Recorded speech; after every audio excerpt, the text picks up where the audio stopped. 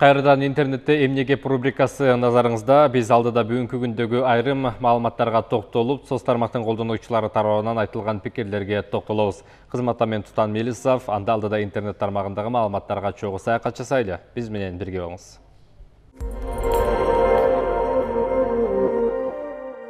Программаны жакшы жаңылык менен баштайды. Акылбек Жапаров Ош Баткен-Исфана эл аралык маанидеги унаа жолунун 47-чакырымын реконструкциялоо долбоору менен таанышты. Жалпы унаа жолду оңдоого Жапон эл аралык кызматташуу агенттиги донордук кылат. Бул үчүн долбоордун тендердик документтери даярдалып, Жапон өкмөтү менен макулдашуу чарасы калды.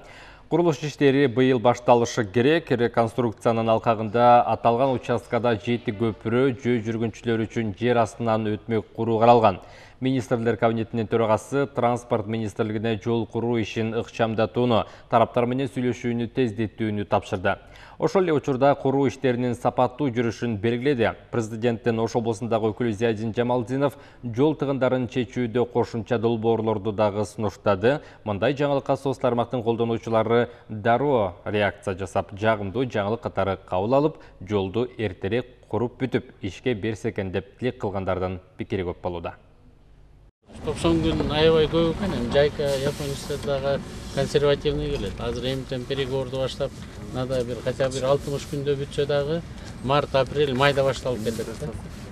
Проектлердин баары даяр, бүт баары даяр азыр, Бар даяр, бар. Тендер бүтсө эле мобилизация и стройка башталат. Интернетке дагы бир жагымдуу жаңылык жарыяланды. Кененирээк токтолсок, Билим берүү жана Илим министрлиги мектептердеги тамак ашты каржылоону көбөйтүүнү сунуштоодо.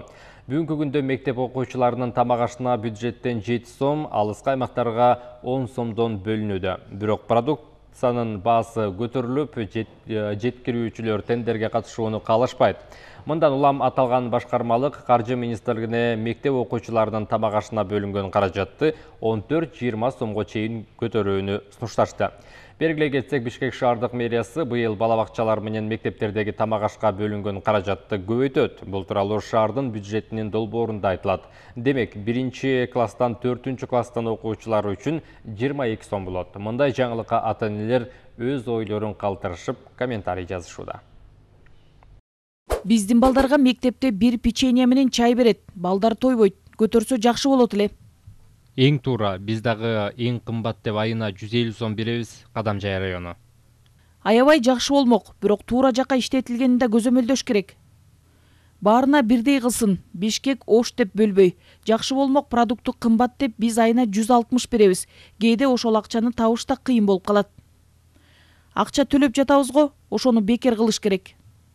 Сөз каржылоодо гана эмес, сөз мектепте поварлардын окуучуларга жарым-жартылайын даярдап берип, калганын кымтып алуусунда да жатат. Силер каржылап койгон менен кайра ошол чайынан жешет. Көзөмөл керек. Интернат, садик, школа баары көзөмөл жүргүзгүлө. Айтпай этпей любой күн любойуна барсаңар. Мен көп угуп көрүп жүрөм кандай үйлөрүнө ташыганды. Интернатта иштеген складына тамак ашы интернаттан ташып жейт го отедо. Садиктегилер слив, масло, сүт дегенди таратышат го чиркин. Көзөмөлдөгүлө. Ой, бизде да балдардын тамагына ай сайын 100 сомдон чогултуп жатабыз. Жалал Абад облусу, Каракөл шаары. Биздин мектепте бир пряникти 2ге бөлүп 2 окуучуга берет экен шумдуктуу. Пряникте 40 грамм салмагы аз. Ошону текшерген адам барбы? Каяка айтсак болот. Кээ бир мектеп тамак эмес, бир чыны чай менен бир булочканы жөндөп бере алышпайт. Тамак түшкө кирбей эле койсун. Балабакчадагы тамак ашты да каржыласаңыздар болмок. Интернетте дагы бир чуу жараткан жаңылык тарап талкууга жем таштады. Анткени бул маалымат учурда алыскы жактарга учуп кетип жаткан жарандарга өтө маанилүү. Анткени ПЦР тестисиз жарандар айрым чектөөгө киргизген чет өлкөлөргө кире алышпайт. Тесттин изилдөөсүнүн терс жыйынтыгы тууралуу жасалма электрондук сертификаттарды даярдоо жана таратуу боюнча туруктуу лаборатория аныкталды. УКМКнын тараткан маалыматына ылайык, кылмыш жаза кодексинин 379-беренесинин 1-бөлүмү боюнча кылмыштардын жана жоруктардын бирдиктүү реестрине катталган материалдардын алкагында Жалал Абад шаарындагы Медицина плюс диагностикалык лабораториясынын QR коддору менен ПЦР изилдөөнүн терс натыйжасы жөнүндө жасалма электрондук сертификаттарды даярдоо жана таратуу үчүн туруктуу канал түзүп алышкандыгы аныкталды. Аталған лабораторияның өкілдері авиакассада иштеген кызмат адамдар менен алдын ала сүйлөшүп алып, Кыргыз Республикасынын чегинен тышкары жүргөн жарандарга жасалма ПЦР анализдерин сатып жүрүшкөн. ПЦР тестинин бланкасы 1100 сомдон 1600 сомго чейин болгондугу такталды. Анда алдыда комментарийлерге назар салыңыз. Силерге жасалма ПЦР тест эми жетпи, эч ак эле жасап сатып жүрүшкөн. Любой эле лаборатория жасалма кылып колуна карматат. Ушундай акылсыз билимсиздердин айынан оору көбөйүп элге жугуп жатат. Жегендерин төлөтүп камап салгыла. Ушундайлар көбөйүп кеткен ПЦР деп өзлөрүнүн чөнтөктөрүн ойлошуп акча таап Кудайдан коркпогондор. Оорудан акча жазган кандай уятсыздар, катуу жаза көрүш керек буларга. Мындайлар толуп кетти го, кармаганга жараша баарын кармаса экен.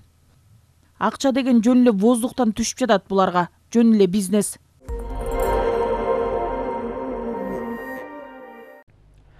Украинанын Луганск жана Донецк элдик республикасынын Россияга 53 миңден ашык адам эвакуацияланды. Бул тууралуу маалыматты Россиянын өзгөчө кырдаалдар министрлиги билдирди.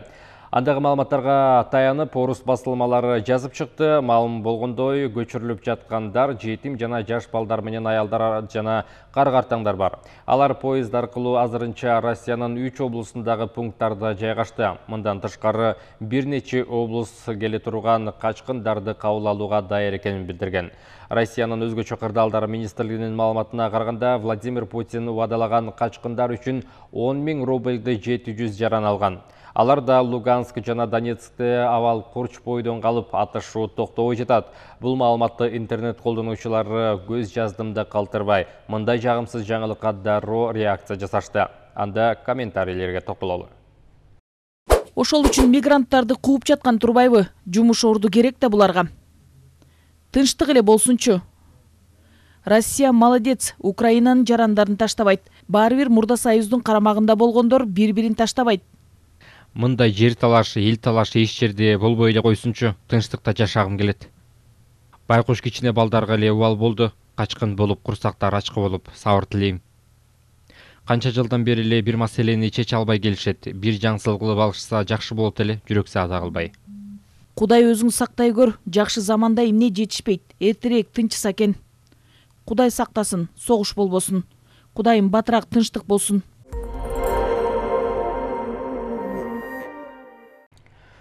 Кыргызстандык балбан Акчол Махмудов грек-рим күрөшү боюнча Болгариядагы Данколов Никола Петров эл аралык мелдешинде коло медаль жеңди. Коло үчүн кармашта Акчол Махмудов венгриялык балбанды 2 упай айырма менен жеңип кетти. Албетте спортто бирөө жеңилет, бирөө жеңет.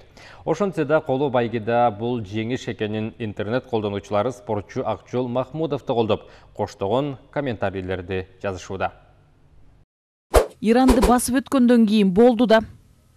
Жаратканга чексиз шүгүр, балбандарга ийгилик. Машыктыруучуларга терең ыраазыбыз. Кийинки мундуда өстүргүлө. Кыргызстанды спорт жагынан дүйнөгө тааныттыңар, азаматсыңар, тарыхта каласыңар буюрса. Кыргызстандын балбандары алгырлар экенин тастыкташкан экен да, баракелде. Ийгилик байгелери кут болсун балбандардын. Кыргызстан алга. Азаматсыңар, алдыда дагы албан ийгиликтер коштоп жүрсүн. Алга. Шүгүр качан эле Кыргызстан международный турнирден 3-чү местаны алды эле. Командный состав. Жеңилгенди да билүү керек. Келечек алдында ак жол дуктан түшпө. 3-чү орунда жаман эмес. Ак жол формада эмес экен, бирок 3-чү орун жакшы жетишкендик. Акыркы учурда спорт жаатында жакшы жаңылыктар көп айтылып, социалдык тармактарда жагымдуу пикирлерге толууда. Алардын дагы бири дүйнөнүн бириккен күрөш уюму 25 жашка чейинки эң мыкты деп саналган 25 балбандын тизмесин жарыялады. Аталган рейтингде Кыргызстандын 4 спортчусу кирип, ал эми учурдагы дүйнө чемпиону, Токиодогу Олимпиадада оюндарынын коло медалынын ээси Мээрим Жуманазарова тизмеде 6-чы орунга жайгашты. 7-чи орунга болсо 2021 жылдагы Олимпиада оюндарынын күмүш медалынын ээси Акчол Махмудов, 15-чи орунга 23 жашка чейинки балбандардын арасында дүйнө чемпиону, чоңдор арасында вице-чемпион Эрназар Акматалиев, 17-чи орунга 23 жашка чейинки балбандардын арасындагы дүйнө чемпиону, чоңдор арасында өткөн дүйнө чемпиондугунда коло байгет тагынган Айпери Медет кызы жайгашты. Мындай жаңылык соц желиде жагымдуу жаңылыкка айланып, колдонуучулар тарабынан жакшы пикирлерге арзыды. Эң көп биздин өлкөдөн экен да, алга Кыргызстан. Алтындар колуңарга береке.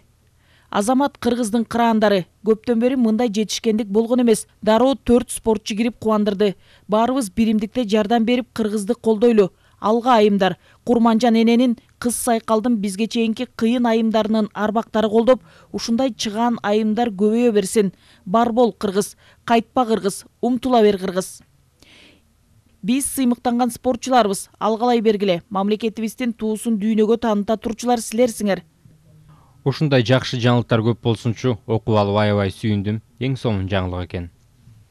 Алга Кыргызымдын кыраандары, дагы да ийгиликтерди багындыра бергиле. Биз силерге ишенебиз. Биздин балбандар татыктуу, ден соолуктары бекем болуп да чоң-чоң ийгиликтерди жарата бергиле. Татыктуу спортчулар, бар болгула Кыргыздын бакытына жаралган кыйындар. Жашооңор көрктүү болуп, Кыргызстандын өнүгүү жолуна силер да салым кошуп жатасыңар. Ийгилик силерге. Эң сонун жаңылык, албетте биздин спортчулар акыркы жылдары жакшы жыйынтыктарды көрсөтүп келе жатышат. Ушунуңардан жазбагыла алтындар. Мына ушундай маалыматтар бүгүнкү күндө интернет тармагында талкуу жаратып, соц желенин колдонуучулары тарабынан көптөгөн комментарийлер жазылып, репост жана лайктар басылууда. Эгерде сиз да бул видеону көрүп жатсаңыз, анда видео менен бөлүшүп лайк басканды унутпаңыз. Кийинки эфирлерде кайрадан жакшы маалыматтар менен жолугалы. Саламатта туруңуз.